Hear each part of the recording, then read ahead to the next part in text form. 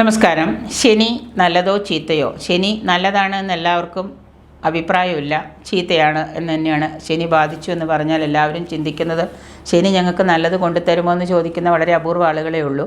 ശനി നല്ലതോ ചീത്തയോ എന്ന് ചോദിച്ചാൽ ശനി നല്ലതുമാണ് ചീത്തയുമാണ്. ശനി എന്ന് പറയുന്ന ഏറ്റവും നല്ല ഗ്രഹമാണ്.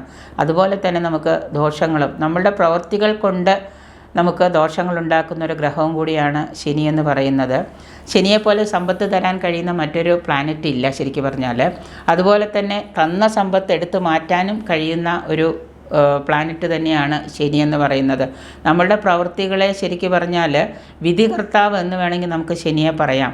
അലസത, വിരസ മനോഭാവം, അതുപോലെ തന്നെ ചെയ്ത ജോലിക്ക് പ്രതിഫലം ലഭിക്കാതിരിക്കുക, മറ്റുള്ളവരുമായിട്ട് കലഹങ്ങളുണ്ടാവുക, നമ്മളെ പുരുഷന്മാരാണെങ്കിൽ അവരേക്കാൾ പ്രായം കൂടിയ സ്ത്രീകളുമായിട്ട് വീഴ്ചയിലേർപ്പെടുക, ഇങ്ങനെയുള്ള ഒരുപാട് പ്രശ്നങ്ങൾ അലട്ടിക്കൊണ്ട് സാമ്പത്തിക ക്ലേശങ്ങൾ, ബുദ്ധിമുട്ടുകൾ ഉണ്ടാവുക, ഇങ്ങനെയുള്ള ഒരുപാട് പ്രശ്നങ്ങൾ ഉണ്ടാകുന്ന ഒരു സംഗതിയാണ് ഈ ശനി എന്ന് പറയുന്നത്.